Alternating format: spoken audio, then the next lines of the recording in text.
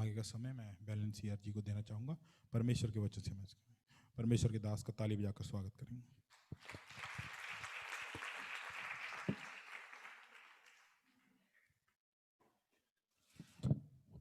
सबको प्रभु यीशु मसीह के नाम में शालोम।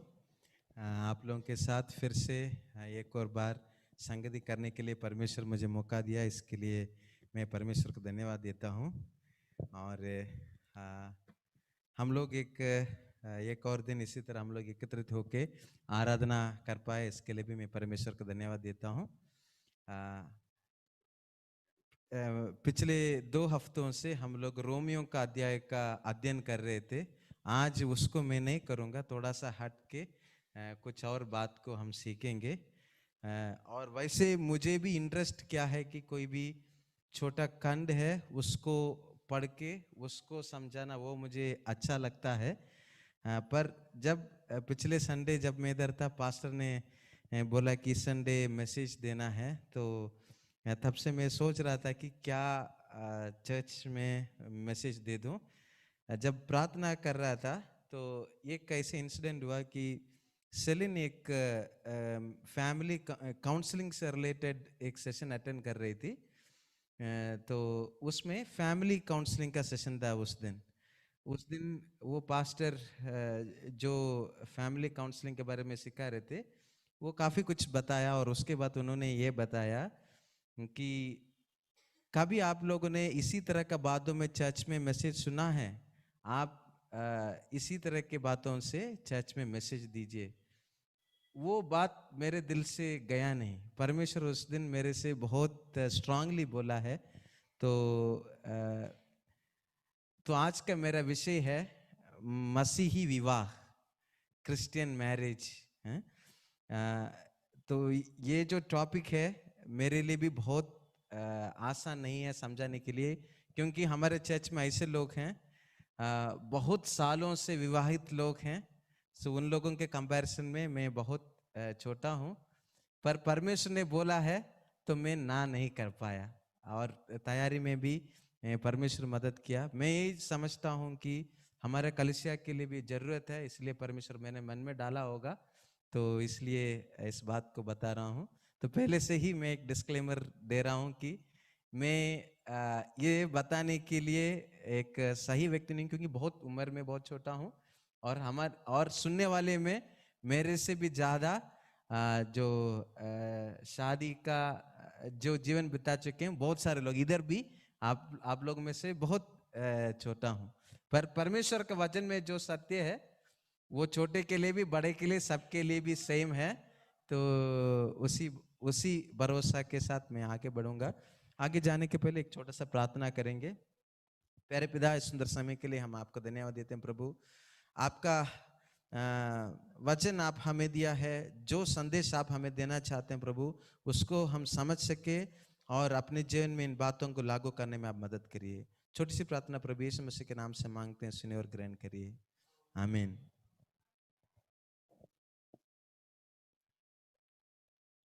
सो शादी का विषय जब सुनते हैं ना, बहुत एक्साइटिंग लगता है और एक बहुत डिफरेंट फीलिंग भी आती है। सो सब लोगों का चेहरे में मास्क लगा हुआ है, कौन हंस रहे हैं, कौन रो रहे हैं, किनका क्या फेशियल एक्सप्रेशन है, कुछ मैं समझ नहीं पा रहा हूँ। हैं ओके, जब हम लोग स्टूडेंट्स के बीच में मिनिस्ट्री करते हैं तो इसी तरह का कुछ टॉपिक्स होता है। जो सेशन है, जो टाइम टेबल में लिखा रहता है, ये सेशन का नाम लड़के लोग जैसे टाइम टेबल में जब देखते हैं ना, सबसे पहले इसी का नाम उनको ये उनके नज़र में आता है और बहुत एक्साइटिंग टॉपिक रहता है। बाकी सारे सेशंस में सो जाते हैं, पर ये वाला सेशन आएगा कोई भी नहीं सोता है। और जैसे बहुत एक इंटरेस्टिंग टॉपिक है। पर काफ़ी बार क्या होता है, हम लोग का शादी के बारे में या विवाह के बारे में हमारा जो समझ है वो बाइबल आधारित बहुत कम है, पर समाज में जो चीजें चल रही है वो हमारा आधार बन जाता है। ये एक कठिन सच्चाई है। ठीक है, हम लोग मसीह लोग हैं, जब हम प्रभु में आते हैं हम लोग नया सृष्टि बन जाते हैं। हम लोग को परमेश्वर एक नया पहचान दे देता है। जब परमेश्वर हमें नया पहचान दे देता है, हम लोग किस प्रकार जीना है, किस प्रकार नहीं जीना है, ये सारी चीजें परमेश्वर के वचन में काफी चीजें लिखा है। पर होता क्या है, हम लोग का शादी के बारे में या बहुत सारी चीजों के बारे में हम लोग का जो समझ है वो बाइबल नहीं निर्धारित कर रहा है, पर उसको क्या निर्धारित कर रहा है, समाज में जो चीजें चल रही है वो चीजें के अनुसार हम लोग करते हैं। और इधर एक जैसे खास तौर से शादी के बारे में यदि जवान लोगों के जीवन को देखें, मूवीज उनको बहुत इन्फ्लुएंस करता है। फिल्म और सीरियल में जो चीजें देखते हैं, यदि वो चीजें नहीं भी देखते हैं, जो मोहल्ले में चार लोग जब बैठेंगे इसी तरह का बातचीत होता है, जो मूवी में वो लोगों ने जो सीखा है उसी के आधार पर बातचीत होता है ना। और वो चीजें शादी के बारे में एक व्यक्ति को इम्पैक्ट करता है। तो हम लोग का जो शादी के बारे में जो सोच है वो बाइबल आधारित नहीं है, ज्यादातर वो मूवीज में या दुनिया में जो चीजें चल रही है, जो प्रक्रिया वैसे ही चल रही है उसी पर आधारित है। और समाज से समाज इसके बारे में जो समझ है वो अलग होता है। जैसे इधर अलीगढ़ का थोड़ा सा अलग होगा, दिल्ली का कल्चर थोड़ा सा अलग है, और हर जगह के हिसाब से उसमें भी थोड़ा सा अलग अलग चीजें रहता है। आज हम देखेंगे परमेश्वर का वचन के अनुसार शादी क्या है, विवाह क्या है, उसका क्या महत्व है, उसको हम देखेंगे। आगे जाने के पहले कोई हमारे लिए पढ़ सकते हैं उत्पत्ति 2 अध्याय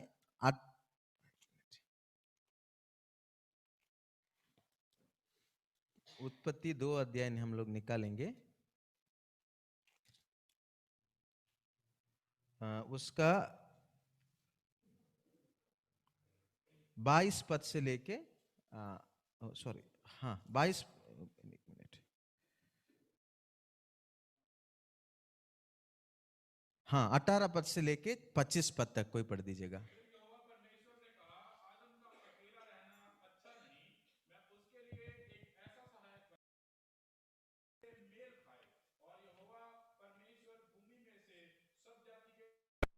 और आकाश के सब भांति भांति के पक्षियों को रचकर आदम के पास ले आया कि देखे वह उनका क्या क्या नाम रखता है। और जिस जिस प्राणी, जीवित प्राणी का जो नाम आदम ने रखा वही उसका नाम हो गया। अतः आदम ने सब जाति के घरेलू पशुओं और आकाश के पक्षियों और सब जाति के बनेले पशुओं के नाम रखे, परंतु आदम के लिए कोई ऐसा सहायक ना मिला जो उससे मेल खा सके। तब यहोवा परमेश्वर ने आदम को भारी नींद में डाल दिया, और जब वह सो गया तब उसने उसकी एक पसली निकालकर उसकी जगह मांस भर दिया।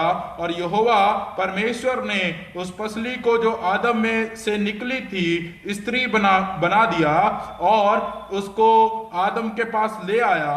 तब आदम ने कहा, अब ये मेरी हड्डियों में से की हड्डी और मेरे मांस में की मांस है, इसलिए इसका नाम नारी होगा, क्योंकि ये नर में से निकाली गई है। इस कारण पुरुष अपनी माता पिता को छोड़कर अपनी पत्नी से मिला रहेगा और वह एक ही तन बने रहेंगे।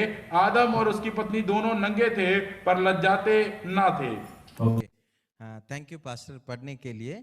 आज जो मेरा संदेश में मैं खास तौर से तीन चार चीजों के बारे में बताने वाला हूं। सबसे पहले शादी का क्या मतलब है, परमेश्वर का वचन उसको किस प्रकार बताती है। दूसरा हम देखेंगे शादी का या विवाह का क्या पर्पस है, क्या उद्देश्य है, उसको हम देखेंगे। और तीसरा हमारे चर्च में काफी सारे जो जवान लोग हैं, और जब एक विवाहित पार्टनर को एक शादी किससे करें, इसको सोचते समय हम क्या क्या चीजें ध्यान में रखना है, ये 3 चीजें हम देखेंगे। तो अक्सर हम लोग जो है शादी का मैसेज चर्च में होता है, कब होता है, वो शादी के टाइम पे होता है। उस समय हम लोग या तो शादी का वो प्रोग्राम देखने के लिए मूड में रहते हैं या खाना खाने का मूड में रहते हैं। उस समय जो मैसेज होता है सुनने का वो नहीं होता है। तो अच्छा टाइम ये है कि इसी तरह का कुछ हो तो इसी तरह के टाइम में हम लोग बातचीत कर सकते हैं। और बाइबल में विवाह के बारे में काफी सारी चीजें लिखा है, पर हम लोग कुछ खिचखिचाते हैं, इसके वजह से हम लोग मैसेजेस इसी के ऊपर नहीं होता। और दूसरे कारण कि जब हम लोग चर्च सर्विस इसी तरह बैठते हैं, छोटे बच्चे भी होते हैं, जवान भी होते हैं, सब लोग होते हैं, इसके वजह से मैसेज शायद नहीं दे पाते हैं, पर शादी में भी होते हैं वैसे। तो अच्छा है कि हम लोग इसी तरह का बातें, परमेश्वर का वचन क्या लिखा हुआ है उसको हम लोग डिस्कस कर सकते हैं। और ओके, हम लोग अपना टॉपिक में आएंगे। मसीही एक मसीही विवाह क्या होता है। विवाह के बारे में दुनिया में अलग अलग विचारधारा बनी हुई है, ठीक है। एक जो सोच है वो जो है एक विवाह एक कॉन्ट्रैक्ट है, ठीक है। कॉन्ट्रैक्ट को हिंदी में क्या कहेंगे? करार है, एक करार है, ठीक है, एक समझौता, ठीक है। और दूसरा एक अंडरस्टैंडिंग है दो परिवारों का मिलन, ठीक है।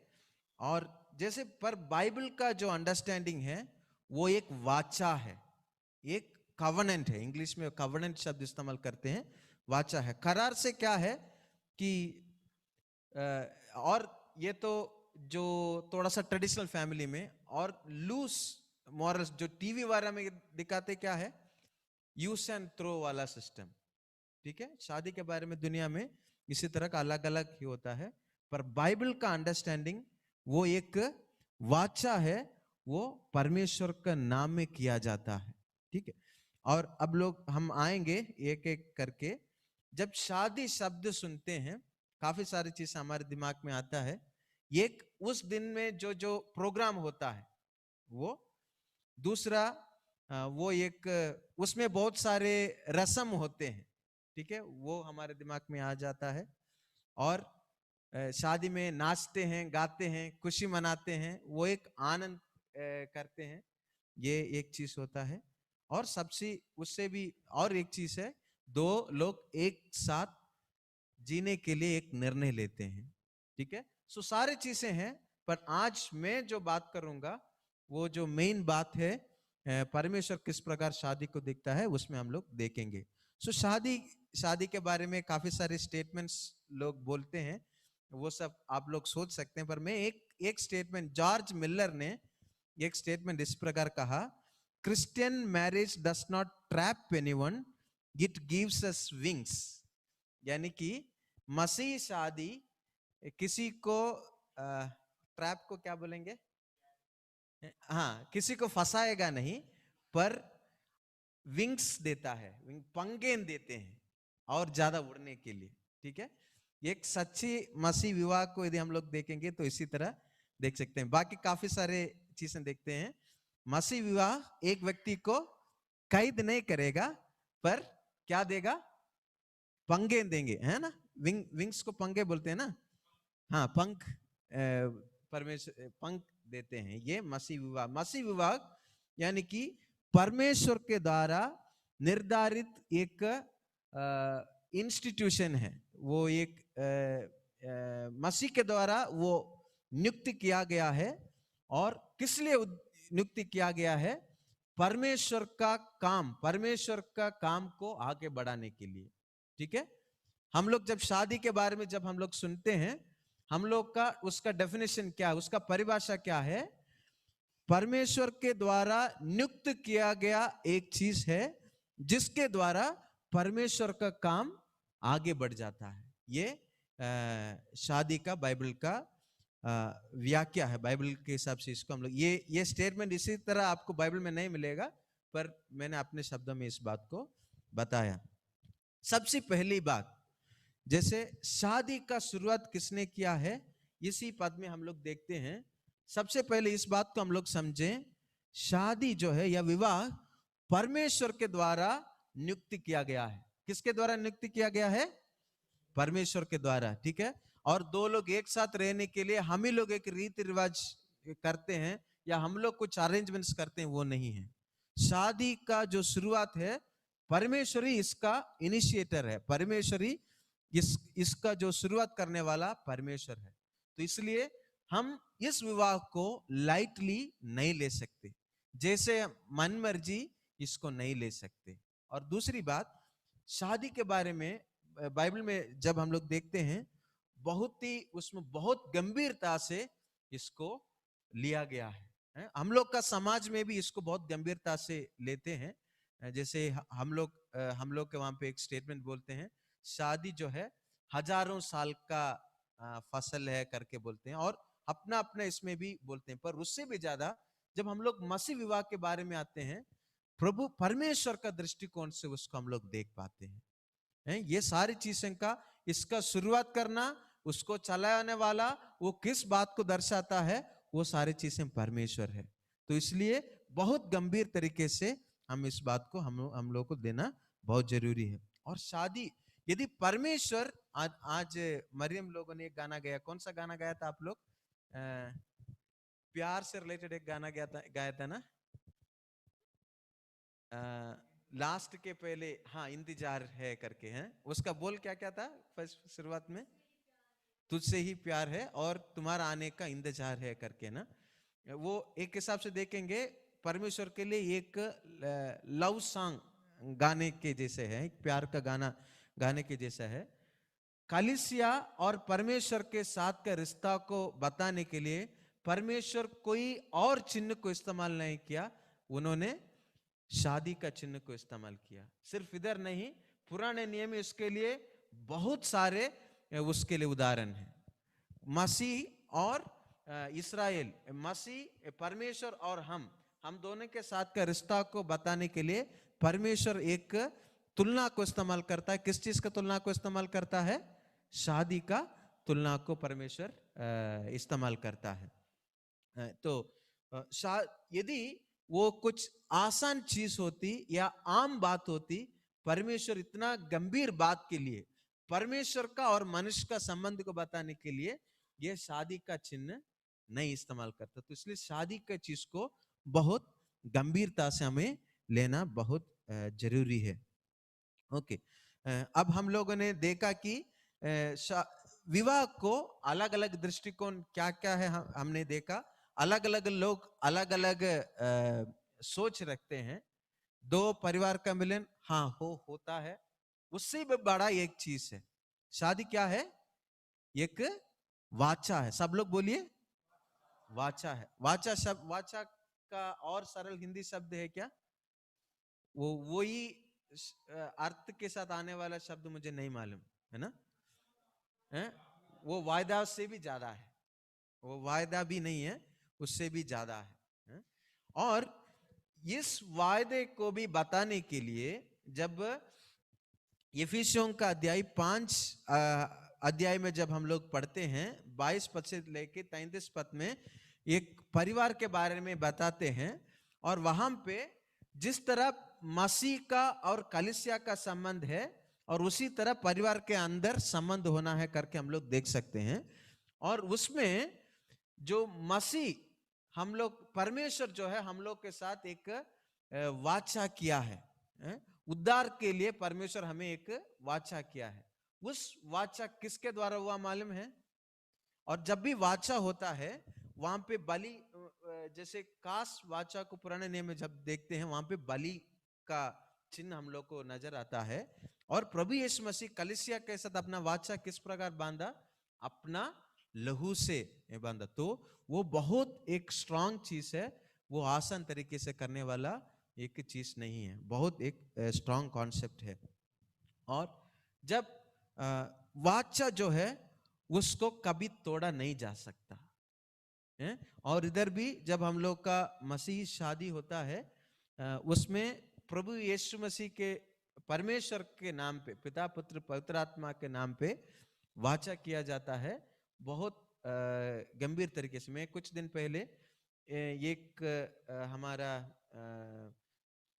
हम लोग के साथ काम करने वाले एक व्यक्ति है जिनका शादी होने वाला था, उनके साथ बात करते हैं तो वो बोल रहा, भैया मुझे बहुत डर लग रहा है, क्योंकि जो वादे में देने वाला हूं वो आसान चीज नहीं है करके उन्होंने बोला था। तो अक्सर क्या होता है कि ये जो चर्च में जो वाचा बांध बोले जाते हैं ना, वायदा बोला जाता है, बहुत सीरियसली नहीं लेते हैं। उस शादी के बाद जिन लोगों का शादी हुआ है, क्या वाचा आप लोगों ने किया था करके पूछेंगे तब भी पता नहीं कितने लोग बोल पाएंगे। 2-3 शब्द बोल सकते हैं, पर वो जो वाचा का जो शब्द है वो आत्मिक तरीके से बहुत गहरी बातें उसमें हैं, और उसको बहुत गंभीर तरीके से उस वाचा में जो बातें बताते हैं उसको समझना बहुत जरूरी है। और जब हम लोग वाचा की बात को हम लोग ओके, सो हम लोग का मसीह विवाह के बारे में जब हम लोग देखते हैं, हम लोग का मन में ये होना चाहिए, ये एक पवित्र बंधन है, दोनों परिवार के साथ मिलने के बात है और लेन देन के बात है, जिसमें करार की कुछ बातें हैं, पर सबसे ज्यादा परमेश्वर के नाम पे, किसके नाम पे? परमेश्वर के नाम में ये वाचा किया जाता है। प्रभु यीशु मसीह भी बोलता है, जिसको परमेश्वर ने जोड़ा उसको मनुष्य अलग ना करे। तो परमेश्वर का बात वो बहुत इंपॉर्टेंट है। जब भी हमारे कलीसिया में भी शादी होती है, और हमारे कलीसिया में अलग अलग लोग हैं, एक पति, शायद पति प्रभु में होगा, पत्नी प्रभु में नहीं होंगे, पत्नी प्रभु में होंगे, पति प्रभु में नहीं होंगे, और पति पत्नी प्रभु में होंगे, बच्चे प्रभु में नहीं होंगे। ऐसा अलग अलग सिनेरियो है। और पति पत्नी परमेश्वर का विश्वास करते होंगे, पर वो लोग क्या बोलते हैं, एक मसीही माहौल में शायद नहीं रहते होंगे। जैसे भी परिस्थिति हो, शादी के बारे में बाइबल क्या बताती है, वो परमेश्वर के साथ किया हुआ एक वाचा है। जब एक जो चर्च में आने वाले व्यक्ति जब भी शादी के बारे में सोचें, उनके बच्चों का शादी के बारे में हो, कोई भी चीज के लिए सोचें, शादी के बारे में जो सोच ये होना चाहिए वो परमेश्वर का नाम पे किया जाने वाला है, परमेश्वर के साथ का एक वाचा है। ओके, शादी किस लिए, विवाह को परमेश्वर किस लिए नियुक्ति किया है, उसका कुछ पॉइंट्स हम देखेंगे। सबसे पहले उत्पत्ति 1 अध्याय उसका 26 और 27 पद पढ़ेंगे।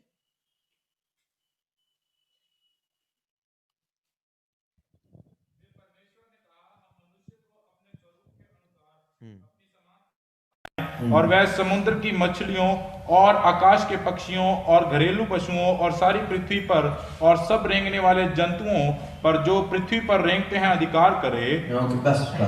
इसमें एक परमेश्वर मनुष्य को अपने स्वरूप के अनुसार, अपने समय, ये जो मनुष्य जो शब्द इधर इस्तेमाल किया है वो सिर्फ पुरुष के लिए नहीं इस्तेमाल किया है। इंग्लिश में एक ट्रांसलेशन है, वो उसमें मैनकाइंड शब्द इस्तेमाल करता है, पुरुष को और स्त्री को।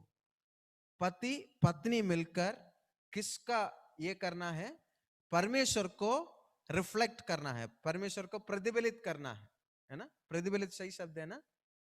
रिफ्लेक्ट है, परमेश्वर को प्रतिफलित करना है। इस परिवार को देखेंगे, उस परमेश्वर का गुण उसमें नजर आना चाहिए है? हमारा परमेश्वर जो है वो एक खास परमेश्वर है, जहां पे वो त्रिएक इसमें रहते हैं। हमें 3 परमेश्वर को नहीं आराधना करते हैं, हम एक ही परमेश्वर को आराधना करते हैं, पर वो 3 व्यक्तित्व में रहते हैं।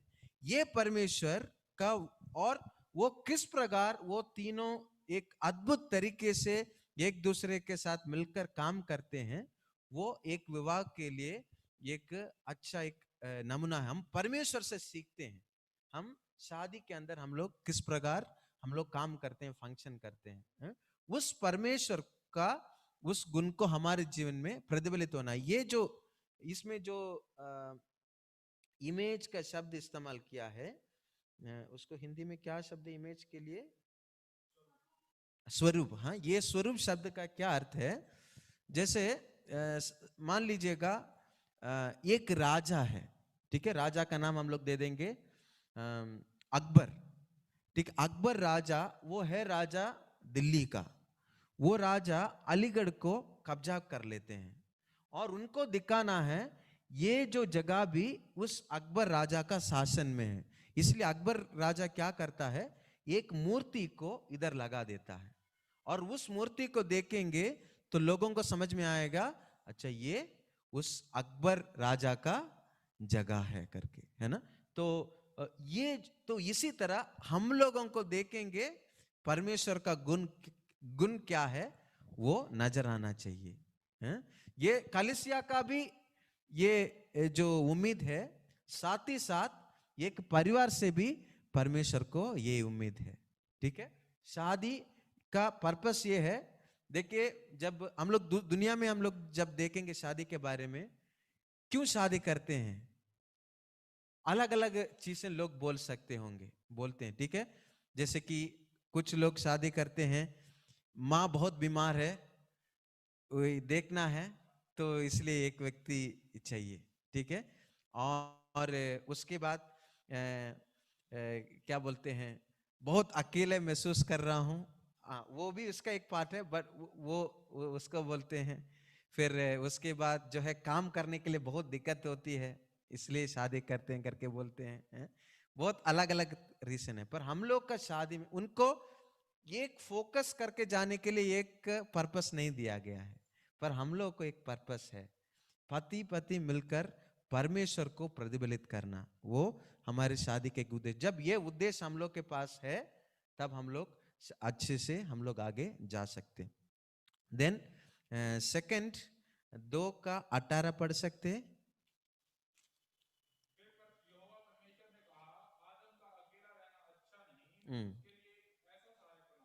हाँ, ओके। दूसरा शादी का पर्पस है कंपेनियनशिप, हेल्प। इसका एक खास बात यह है, इधर जो सहायक के रूप में जो शब्द इस्तेमाल किया है, यही शब्द पवित्र आत्मा के लिए भी इस्तेमाल किया गया है, जैसे तो इसलिए वो भी एक आसान कैजुअल एक कंपेनियनशिप, एक दूसरे को सहायता करना का जो जिम्मेदारी है, मसीही विवाह में जो हम लोग देखते हैं, वो भी वैसे ही वाला नहीं है, वो दोस्ती से भी बहुत ज्यादा है, क्योंकि पवित्र आत्मा के लिए यही शब्द इस्तेमाल किया है, वही कॉन्सेप्ट परमेश्वर हमसे भी उम्मीद करता है। एक और जब ये कंपेनियनशिप को जब हम लोग देखेंगे, ये अलग अलग लेवल में होता है। इमोशनल लेवल में, इमोशनल को हिंदी में क्या, भावनात्मक रीति में एक दूसरे के साथ का सहायता, और फिजिकल तरीके से जो भी शारीरिक काम में, और आत्मिक तरीके से, और सामाजिक तरीके से, ठीक है। ये सारे गुण का एक मसीही परिवार को बाइबल में ढूंढा तो मुझे नहीं मिला। बहुत सारे मसीही परिवार बाइबल में है, सारे इसमें काफी सारे कमियां हैं, सारे इसमें बहुत सारे अच्छे गुण भी है, परमेश्वर जान और सिद्ध एक कैरेक्टर को भी हम लोग बाइबल में नहीं देख सकते सिवाय यीशु मसीह के। तो एक एक चरित्र को हम लोग देखेंगे तो उससे अच्छी चीजें हम लोग देख सकते हैं। काफी बार क्या होता है ना, जब आराधना को लीड करते हैं, कुछ ऐसे घटना है मेरे पास, जब इधर खड़े होके जब आराधना को लीड करते हैं ना, उतना भावनात्मक हो के और परमेश्वर के साथ मिलते हैं, मिलके आराधना करने के जैसे आता है कि ऐसे लगता है कि उस व्यक्ति को इधर से लेके सीधे स्वर्ग तक डायरेक्ट कनेक्शन है। पर होता क्या है, जब वही व्यक्ति का घर पे उनका स्पाउस के साथ, उनका जो पत्नी के साथ का या पति के साथ का रिश्ता आता है, वो भावना नहीं दिखती है ना। ये इधर जो होता है ना, यही असली नहीं है। चर्च के अंदर इधर हम लोग करते हैं, या बाइबल पढ़ते वक्त जो हमें आत्मिकता आती है, वही असली नहीं है। इसमें से जो हम लोग सीखते हैं, वो कैसे हमारे जीवन के द्वारा हम लोग दिखाते हैं, वो इंपॉर्टेंट है। ये पद पढ़ते हैं, ये बातें बताता हूं, मैं भी अपने आप को आप लोगों के समान एक जगह पर खड़े होकर बात करता हूं, जैसे मैं पहले भी बताया, एक सिद्ध व्यक्ति नहीं हूं, है ना। पर ये मसीही चीजें, ये हम लोग आराधना से ज्यादा, जिस तरह देखिए मसीह और कलीसिया और परमेश्वर के साथ का जो संबंध है, वो संबंध परिवार में दिखना चाहिए, ये परमेश्वर उम्मीद करता है। हम लोग इधर बहुत भावनात्मक होते हैं और घर पे भावनात्मक नहीं होते, तो इसी तरह का एक सहायता परमेश्वर चाहते हैं। और आत्मिक तरीके से भी हैं, आत्मिक तरीके से भी एक दूसरे को प्रोत्साहित करना और एक दूसरे को आगे बढ़ाना। जैसे खासतौर से हम लोग प्रेरितों के काम 18 अध्याय में एक परिवार को हम लोग देख सकते हैं। प्रेरितों के काम 18 अध्याय को देखिए आप लोग। उसमें एक स्त्री और एक पुरुष का नाम है, कोई दे के बता सकते? नहीं नहीं पढ़िए मत। उसमें हाँ, अकुला और प्रसिल्ला, ठीक है, ये दो लोगों का नाम है। इसमें जब आप लोग ऑर्डर को देखेंगे ना, जैसे कि दूसरा पद में सबसे पहले किसका नाम आता है? अकुला है, अकुला, और उनका पत्नी का नाम प्रसिल्ला करके आप लोग देख सकते हैं, ठीक है। और अब आगे आइएगा नीचे, इस पद का नीचे की ओर जब आएंगे, वो अकुला प्रिस्किल्ला नहीं बोल के पौलुस बोलता है, ओके, प्रिस्किल्ला अकुला, वो उसी तरह में उस रेफरेंस मिस कर। 18 पद को देखिए। 18 पद में सबसे पहला किसका नाम है? किसका नाम पहले है? प्रिस्किल्ला और अकुला, ठीक है। और नीचे और आइए, 26 पद को पढ़िए। 26 पद को देखिए, उसमें किसका नाम पहला है? प्रिस्किल्ला और अकुला। एक्चुअली यहूदी लोगों का समझ के हिसाब से इसी तरह का एक यूज करना वो बहुत अनोखी चीज है, क्योंकि सबसे पहले आदमी का नाम ही बताते हैं और उसके बाद उनका पत्नी का नाम बताते हैं। पर इधर जो है एक उल्टा हम देख सकते हैं, प्रिस्किल्ला और अकुला। क्यों? देखिए, अलग अलग परिवार में परमेश्वर अलग अलग लोगों को अलग अलग वरदान देते हैं, अलग अलग स्किल्स देते हैं, अलग अलग कौशल देते हैं, ठीक है। जब एक दूसरे को मदद करना है, जो प्रभु जो वरदान दिया है उसको भी आगे लेके जाने के लिए, आत्मिक काम करने के लिए। खासतौर से एक और बात है, इस पॉइंट को हम और डिस्कस करेंगे। और एक और बात है, उत्पत्ति 1 का 28 को पद पढ़ेंगे। हम लोगों ने 2-3 चीजें देखा, मसीही विवाह का क्या क्या उद्देश्य है। एक उद्देश्य हमने देखा, क्या एक उद्देश्य क्या है? पहला उद्देश्य, नहीं, वो वाचा हम लोग का पहचान है। पहला उद्देश्य क्या है? हाँ, वो पहला उद्देश्य है कि परमेश्वर को हमें नहीं, परमेश्वर को हमें रिफ्लेक्ट करना है, परमेश्वर को हमें हाँ, इस परिवार को देखेंगे तो लोगों को परमेश्वर नजर आना चाहिए, ठीक है। और दूसरी चीज हमने देखा कि कंपेनियनशिप, यानी कि सहायता करना। और तीसरी चीज है उत्पत्ति 1 अध्याय उसका 28 पद पढ़ेंगे कोई? हाँ, ओके,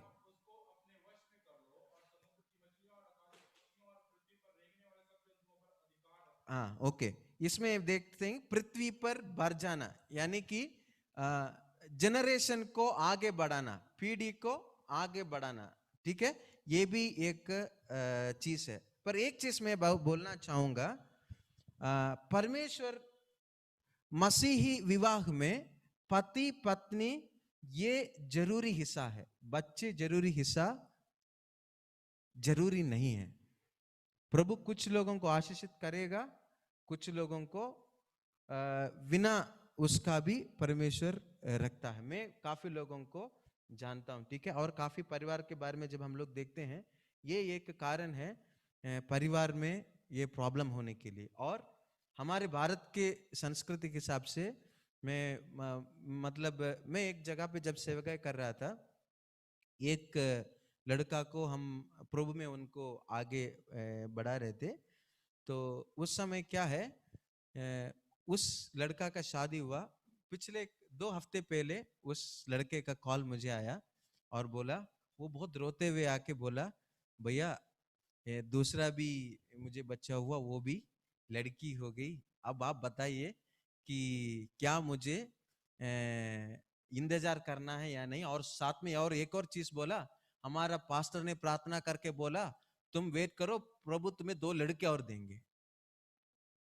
हैं, ये बाइबल का सिद्धांत के खिलाफ है। वो पास्टर को मैं मानता हूं, प्रभु उनको आशीषित करे, पर किस प्रकार का भविष्यवाणी परमेश्वर उनको दिया मुझे नहीं मालूम, पर ये परमेश्वर के वचन के खिलाफ है। परमेश्वर के नजर में लड़के या लड़की एक समान है, दोनों। ये मैं मतलब हकीकत बता रहा हूं, हमारे कलीसिया में जो होने वाला है, ठीक है। और साथ में जो हमारे कलीसिया में भी हम लोग सास लोग भी हैं, बहू लोग भी हैं, है ना, और सास लोग बनने वाले लोग हैं। सो हम लोग जो सास लोग हैं हमारे चर्च का, हमारे जो बहू लोगों से या क्या उम्मीद रखना है, इसको हम लोग याद रखना है, ठीक है। और परमेश्वर जो है लड़की को एक लड़के पैदा करने वाला मशीन के रूप में नहीं देखता है? और परमेश्वर उनको बहुत गंभीर तरीके से देखता है। और यदि शायद मसीह परमेश्वर का नजर में शादी में तीन है। सबसे पहले परमेश्वर, उसके बाद पति और पत्नी। बच्चे प्रभु देंगे नहीं भी देंगे, वो शादी का इसमें जरूरी हिस्सा नहीं है, ठीक है। और पर बिना शादी के भी हम लोग संतान को आगे बढ़ा सकते हैं। मैं जिस संस्था के साथ काम करता हूं, उसका फाउंडर का नाम प्रोफेसर एच इनॉक, उनका वाइफ और वो हैं, उनका वाइफ मेडिकल डॉक्टर है, पर उनको बच्चे नहीं हुए। उनसे पूछे आपके कितने बच्चे हैं, वो बोलते हैं मुझे हजारों बच्चे हैं, मेरे घर पे हमेशा बच्चे लोग रहते हैं, ये सब मेरे बच्चे हैं। और ये जो संस्था है यूनिवर्सिटी स्टूडेंट्स के बीच में काम करती है। मैं जानता हूं कि कितने सारे जो स्टूडेंट्स जो प्रभु से दूर हो रहे थे, उनको प्रभु में ले आने के लिए मदद किया, है ना। उसी तरह का आत्मिक संतान को, पीढ़ी को आगे बढ़ाने के काम परमेश्वर किया। बच्चे हैं, अच्छी बात है, बाइबल में भी काफी सारे एग्जाम्पल है जहाँ पे बच्चे नहीं थे, परमेश्वर उनको बच्चे दिए। और मेरे भी बहन है, वो 8 साल उनको भी बच्चा नहीं हुआ था, वो भी दवा लेने सब छोड़ दी थी, पर प्रभु उनको बच्चा दिया। ऐसे भी करते हैं। पर मैं ऐसे भी परिवार को जानता हूं जो प्रार्थना किया, परमेश्वर उनको बच्चे नहीं दिए, और उनको प्रभु ने बोला कि आप लोग अडॉप्ट कर सकते हो। कुछ और लोगों को जानता हूं, परमेश्वर बोला तुम लोग अडॉप्ट करने की भी जरूरत नहीं है, मैं तुम लोग को अलग तरीके से सेवकाई देने के लिए किया हूं। देखिए, मैं आपको फिर से बता रहा हूं, हमारा और शादी को हम लोग किस प्रकार देखते हैं, वो बच्चे उसका केंद्र बिंदु नहीं है। बच्चे हैं या ना, वो उसका केंद्र बिंदु नहीं है। हम किस प्रकार कर रहे हैं, जो चीज कर रहे हैं परमेश्वर के काम को आगे बढ़ाना, ये हमारा उद्देश्य शादी का। इसको हम लोग बहुत सही तरीके से समझे। और एक और पद में पढ़ना चाहूंगी इस सिलसिले में, मलाकी 2 अध्याय उसका 15 पद।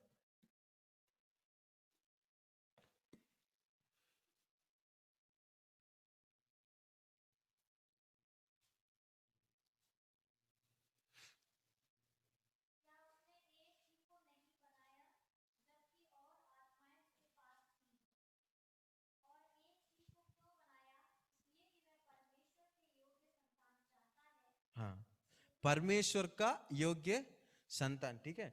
जब शादी की बात आती है, हाँ, सबसे पहले जो माँ बाप जो है पास्टर के पास वो चीजें काफी बार पास्टर के पास डिस्कस करने के लिए आते हैं, ठीक है।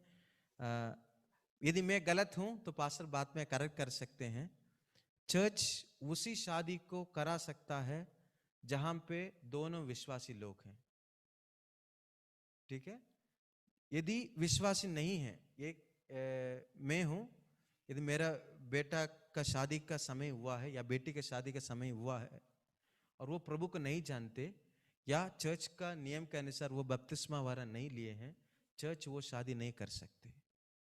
ये आगे इस बात को मैं बताऊंगा, इसके कुछ बातों को भी, ठीक है। और इसलिए मसीही संतान को हम लोग मसीही तरीके से अपने बच्चों को भी बढ़ाना, वो भी हमारा जरूरत है, वो हम लोग का जिम्मेदारी है। संडे स्कूल, यूथ मीटिंग, ये सब इसका एक माध्यम है। इसमें हम लोग को माता पिता लोगों को इसमें इनिशिएटिव लेना है। और मसीही तरीके से बच्चों को बढ़ाना आसान काम नहीं है ना। वो बहुत एक कठिन काम है। और बाइबल में येली का पुत्र है। येली परमेश्वर का अच्छा दास है, पर उनके पुत्र परमेश्वर के हिसाब के नहीं, एक गलत हिसाब का एक जीवन जिया है। येली को परमेश्वर अच्छे से इस्तेमाल किया। वो हम उसी तरह का जो प्यासे से हमें सीखना बहुत जरूरी है। हम लोग को और हम लोग मसीही तरीके से बच्चों को हम लोग उनको बढ़ा नहीं पाए, और आखिरी के टाइम आएंगे चर्च पास्टर हमारे बच्चों को कुछ करिए करके बोलेंगे, पास्टर कुछ जादू नहीं कर सकते, है ना। और बच्चों को मसीही तरीके से बढ़ाने में कलीसिया आपको मदद करेगा, साथ में पवित्र आत्मा और परमेश्वर आपको मदद करेगा। ये हमारे लिए बहुत जरूरी है? तो इसलिए मसीही संतान, मसीही तरीके से बच्चों को आगे बढ़ाना, ये जितने भी माँ बाप है उनका जिम्मेदारी है। जब और उसके आगे उद्देश्य क्या है, वही पद को फिर से पढ़ेंगे। उत्पत्ति 1 अध्याय उसका 28 पद।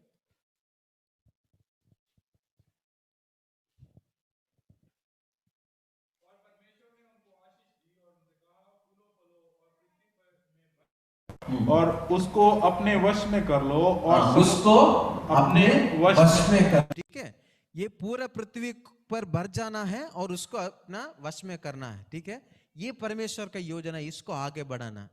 और आगे एक उद्देश्य ये है, पति पत्नी मिलकर परमेश्वर के सेवकाई को एक साथ करना है। उस समय वो लोग फुल टाइम वर्कर्स थे क्या, आदम और हव्वा? उन लोगों का परमेश्वर का बुलाहट लेके और वो लोग वचन लेके निकले हुए लोग नहीं थे। उनको परमेश्वर काम दिया है परमेश्वर के सेवकाई करने के लिए, है ना। सारे लोगों को परमेश्वर के सेवकाई अपने ही तरीके से करना है।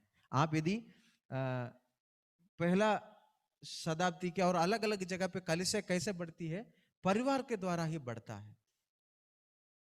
ये बहुत जरूरी है। और इसमें पति पत्नी दोनों एक दूसरे को कोऑपरेट करना है सेवकाई में। शायद पति को परमेश्वर बोझ देता है एक जगह पे सुसमाचार करने के लिए, सो पत्नी उसी हिसाब से कोऑपरेट करना है।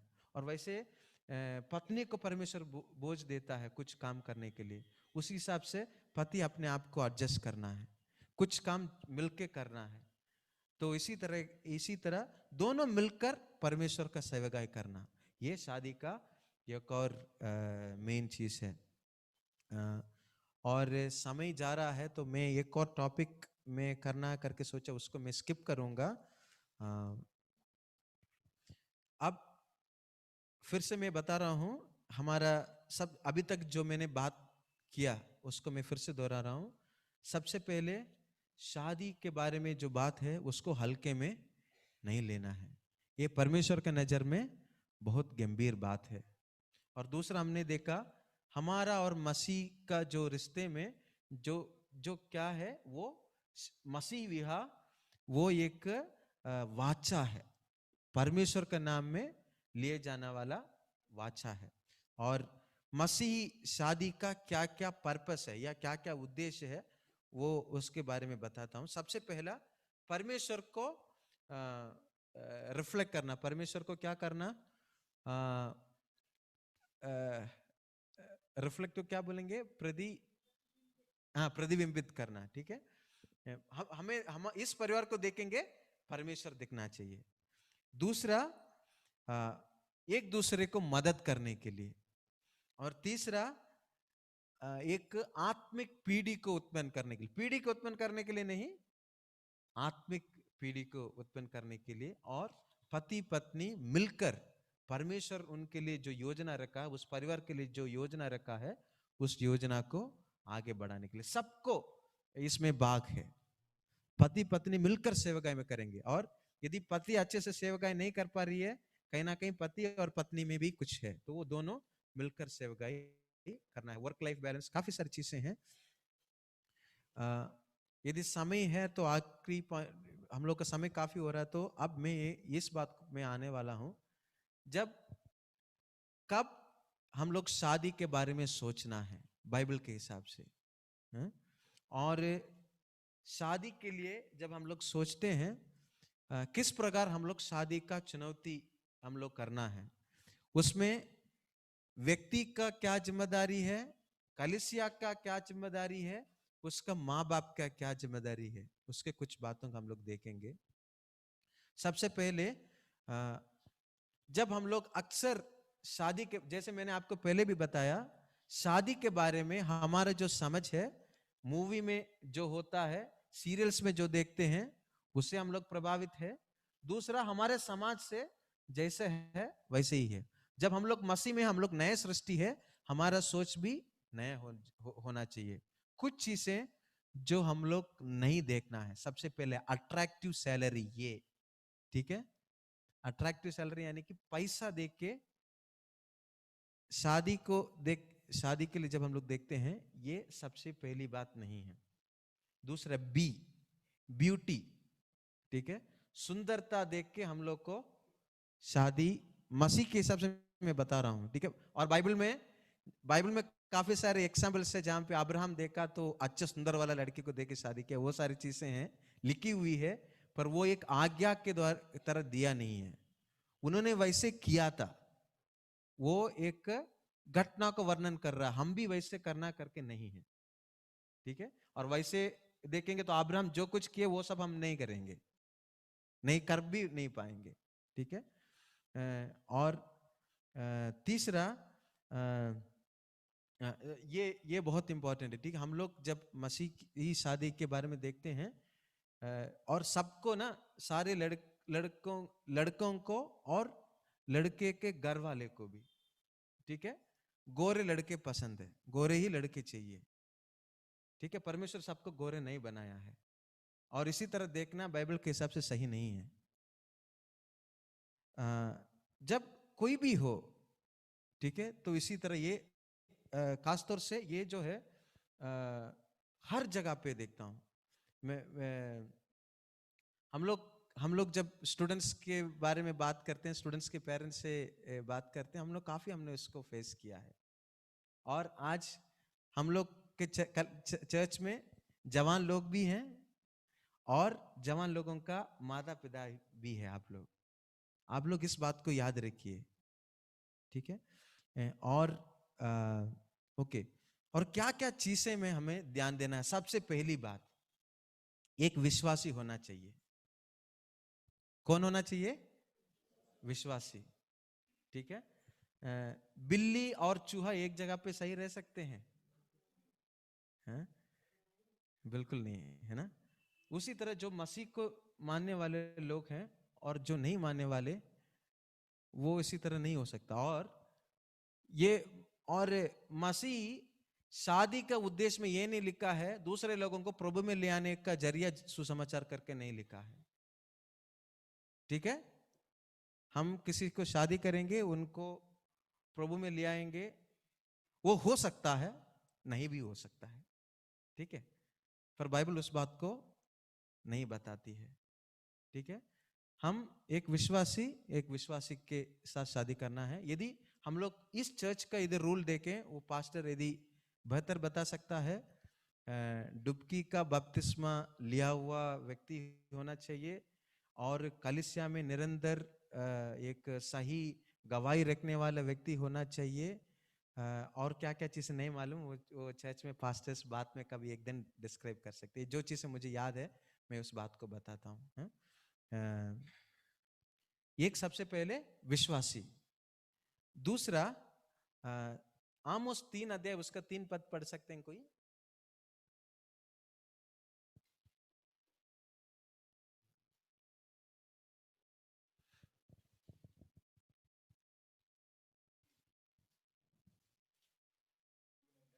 उसका 3 पद। यदि दो मनुष्य परस्पर सहमत ना हो तो क्या वे लगेंगे? ठीक है, देखिए मैंने क्या नहीं देखा करके बोला, अब मैं क्या देखना है करके बोल रहा हूं। दोनों का आत्मिक दर्शन एक हो, ठीक है, दोनों का आत्मिक दर्शन एक हो। मुझे सेवगाई करना है या जो भी है, उनका आत्मिक दर्शन एक हो। इसमें देख लीजिए, इसमें क्या क्या है, ठीक है। और तीसरा, मसीही चरित्र उस व्यक्ति में देखिए। काफी जगह पे है, गलातियों 5:22 में हम लोग देख सकते हैं, दूसरा पत्रस 1:5 में देख सकते हैं, मीका 6:8 में देख सकते हैं, मत्ती 7:10 में देख सकते हैं। बहुत सारे आत्मिक गुण हैं, उसको हम लोग दे उस पर ध्यान दें, बाहर की चीजों में हम लोग ध्यान ना दें, है ना। ओके, अब देखिए, और जब हम लोग शादी की बात आती है, कलीसिया का कुछ नियम है, उसी के अनुसार ही होगा, तब भी कलीसिया में वो शादी हो सकता है। ठीक है, कलीसिया का क्या क्या नियम है, जैसे मैंने कुछ बातें पहले भी बताया, और जो भी बाकी चीजें हैं, कभी टाइम मिलेगा तो पास्टर लोग आप लोगों को शेयर करेंगे। और अक्सर क्या होता है ना, मैं जब बनारस में था तो इस बात, और हमारे गांव में भी चर्च में था, इस बात को देखते हैं, लड़के प्रभु को नहीं ग्रहण किए होंगे, शादी करने के समय आया, पास्टर हमारा बच्चों को बपतिस्मा कराइए, क्योंकि तब भी पास्टर जो है सर्टिफिकेट, चर्च के मेंबरशिप का सर्टिफिकेट देगा। ये गलत बात है। इसी तरह का पास्टर के पास प्रेशर मत डालिए, पास्टर वो करेंगे नहीं, वो नहीं कर सकते।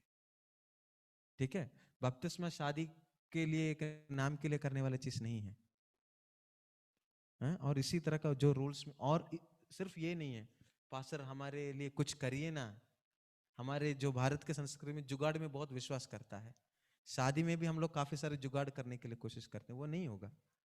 एक एक एक एक सबके लिए एक प्रक्रिया है, उसी हिसाब से हम लोग को एक एक चीज करना बहुत जरूरी है। और शादी के दिन के बारे में, शादी में हम लोग किस प्रकार रहते हैं, जो कुछ लोग बोलते हैं ना, कुछ लोग, हम लोग का दुनिया का जो सोच है, शादी धूमधाम में मनाना है, ऐसे बोलते हैं कि नहीं, हैं? और मैं जब मेरा शादी का जब बातें चल रही थी, मेरा जो एक भैया ने कहा, मसीह के बारे में दिखाने के लिए, मसीह का सिंपलिसिटी को क्या बोलेंगे, हैं? साधारण तरीके का एक जीवन को दिखाने का एक अवसर है शादी। ठीक है, हम लोग बोलते हैं मसीह जो है, प्रभु यीशु मसीह हमारा राजा है, हम राजा की तरह जीना है। प्रभु यीशु मसीह इस धरती पर थे, वो किस प्रकार का राजा की तरह जिया, वही हमारा मॉडल है। ठीक है, और अच्छा है कि आज ये जो लॉकडाउन का समय है, वो हम लोग को कैसे सिंपल तरीके से शादी करना है, काफी सारी चीजें हमें सिखाया है। तो इसको हम लोग कर सकते हैं। जो मेरे भी शादी के टाइम पे हम लोगों ने, मेरा भी ये मन में ये था, जिस तरह भैया ने बताया तो उसी तरह मैं नहीं कर पाया। हम लोग को वहाँ पे अलग अलग शादी होता है, एक लड़के के घर अलग अलग रीति रिवाज होता है, एक लड़के के घर पे होता है, लड़के के घर पे होता है। हमने एक ही इसमें कर दिया ताकि एक्सपेंसेस भी कम हो, बाकी चीज़ें सब कम हो।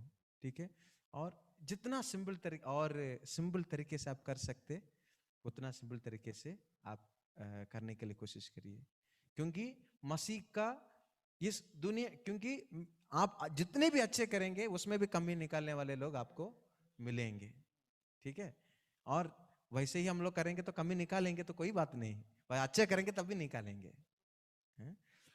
और जो पैसा का खर्च के बारे में, उन लोगों का विवाह जीवन के लिए काफी सारी चीजों का जरूरत है, उसमें आप सोचिए, और सब उड़ा के कदम मत करिए, एक दिन का एंजॉयमेंट ज्यादा नहीं है।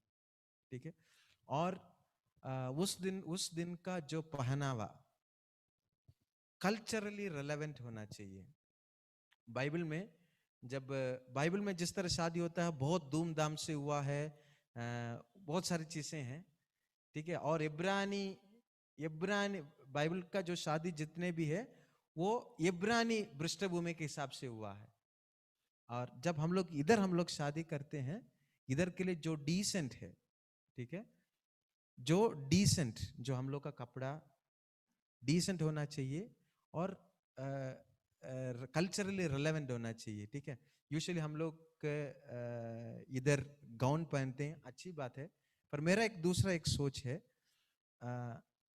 जैसे कि कुछ शादी में मैंने इधर जो देखा है, गाउन पहनते हैं और कोट में शादी होता है, और उसके बाद रिसेप्शन के लिए शेरवानी पहनते हैं और एक लहंगा पहनते हैं, लहंगा पहनते हैं। ठीक है, और ये जो कपड़ा चेंज करने के बीच में एक 1.5 घंटा का समय चला जाता है, और ये दोनों कपड़े का क्यों लेने, और ये जो गाउन है वो शादी के दिन के अलावा और कब पहनेंगे?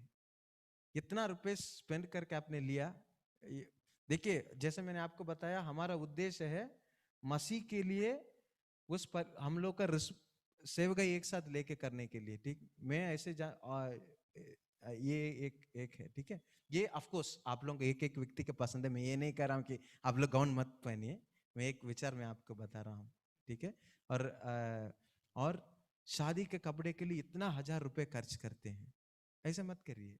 जो सिंपल तरीके से जितना खर्च कर सकते हैं उतना करिए, और बाकी चीज़ों के लिए उस फाइनेंस को प्रॉपरली इस्तेमाल करिए। मसीह का जीवन शैली हमारा जीवन शैली है। और ओके, कल्चरल रिलेवेंट, सिंपल और डिसेंट। उस भैया ने क्या बताया कि आप लोग शादी अच्छे से डिसेंटली करिए, और एक्स्ट्रा वैगेंट बहुत ये करना, वो सारी चीजें मत करिए। शादी को देखिए बहुत अच्छी तरीके से कर सकते हैं। ये कुछ बातें प्रभु मेरे मन में डाला है, और परमेश्वर का वचन के कुछ कुछ बातें हैं। इन बातों के बारे में आशा करता हूँ कि चर्च में और भी हम लोग डिस्कस करेंगे। और एक और बात है कि और हो सकता है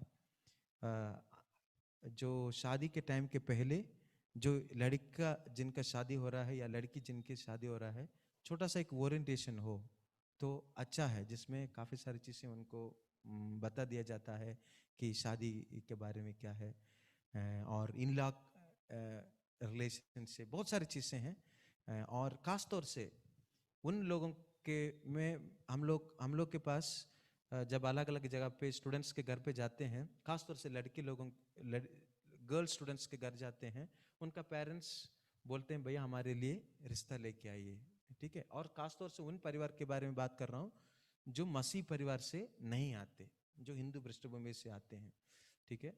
जो मसीही पृष्ठभूमि में जन्म लेते हैं वो बहुत कम जो है हिंदू पृष्ठभूमि से या दूसरे विश्वास के पृष्ठभूमि से आते हैं, उनसे शादी करना के लिए चाहते हैं। ये गलत बात है।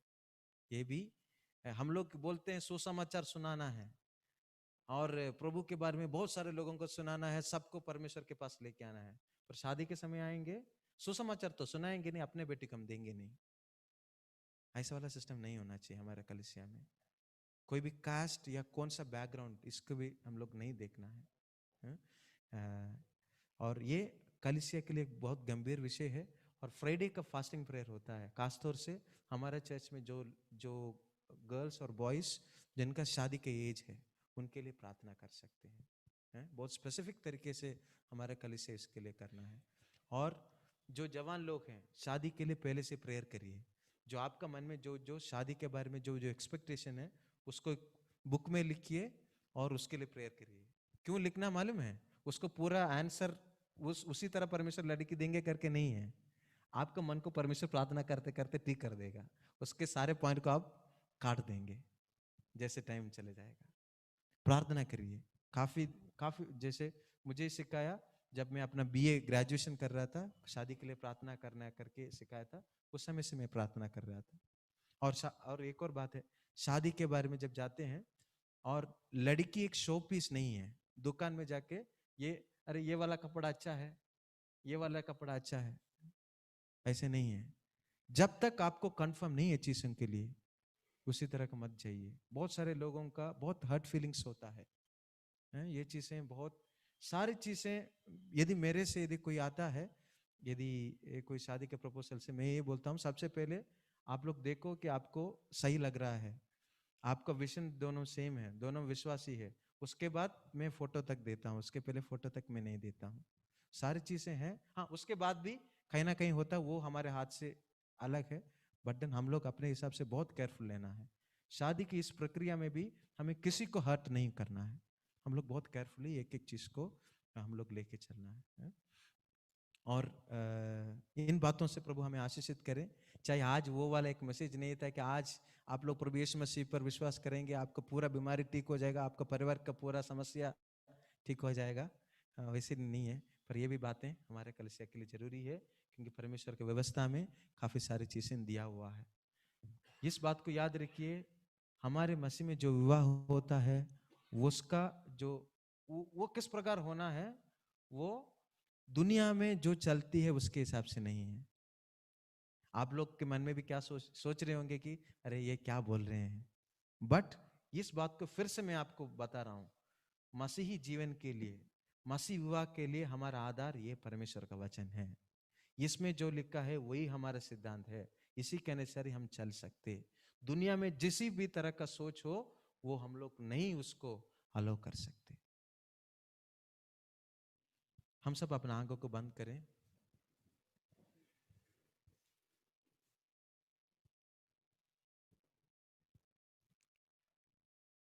सबसे पहले जो हम लोग शादीशुदा हैं, हम लोग सोच सकते हैं मसीह विवाह का उद्देश्य हम लोगों ने देखा है, ये एक वाचा है। क्या ये हम लोग, ये जो सोच हम लोग के पास है,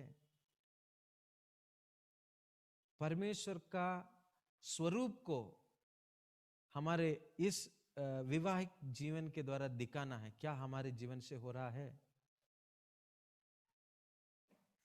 हम एक दूसरे को अच्छे सहायक होना चाहिए, क्या ये हमारे जीवन से हो रहा है?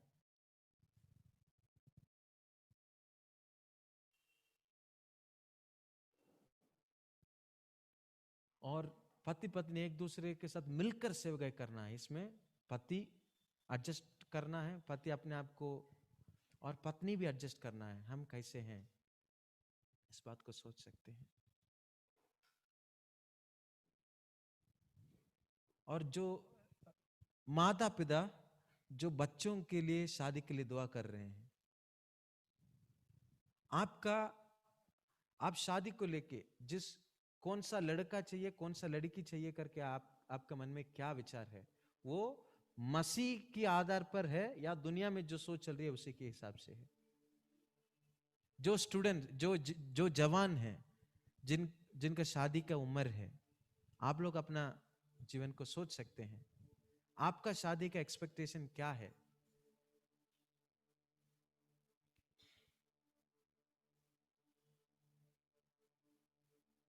क्या आप लोग भी यहोशू की तरह बोल सकते हैं, मेरा पूरे परिवार के साथ मैं परमेश्वर की सेवा करूंगा?